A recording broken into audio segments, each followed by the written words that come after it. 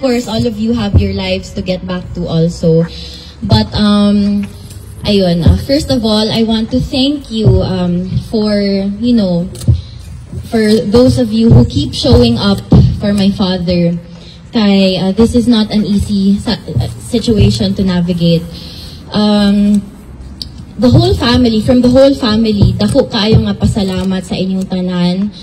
Kay, it's been, ilan na ba ka months? 5 months, yes. 5 months, no? Unya, wala gihapoy pag-undang suporta and paghigugma ang among nadawat. So, daghang salamat sa inyo. I know that I said kanina na my father was okay.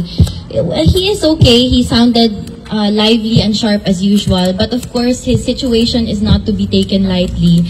Because he has said that the loneliness does get to him more intensely and more frequently than he'd like to admit. So, ayun, that's why I try to be as persistent as possible, because I know that the family, the whole family, and you, all of you, we keep him going. So, maoto.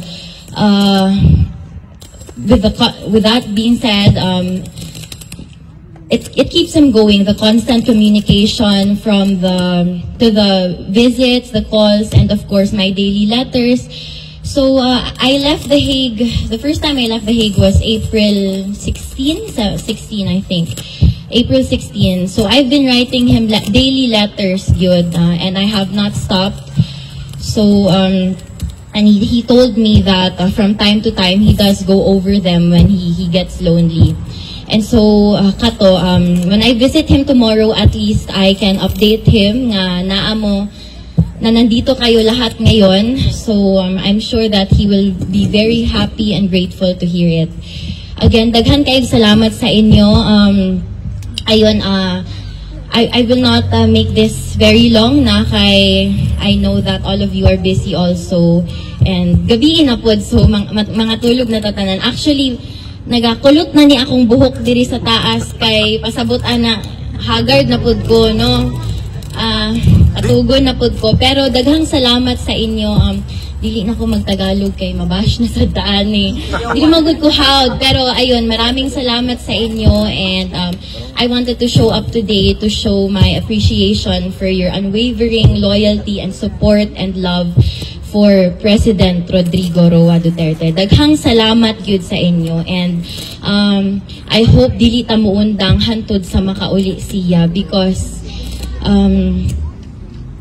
kita lang ang iyang hope. No, kada gabi when he is about to sleep, he told me that all he does, sometimes he looks by the window and he thinks of all the people that love him and all the people that he loves. So, mga kababayan ko, let us keep my Dada Rudy, your Tatay Digong, let us keep him going. Salamat sa inyo. Duterte! Duterte! Duterte! Bring him home! Bring him home! All of us at The Hague. Bring him home! Bring him home! All of us at The Hague. Bigay mo na! Bigay mo na yung flowers.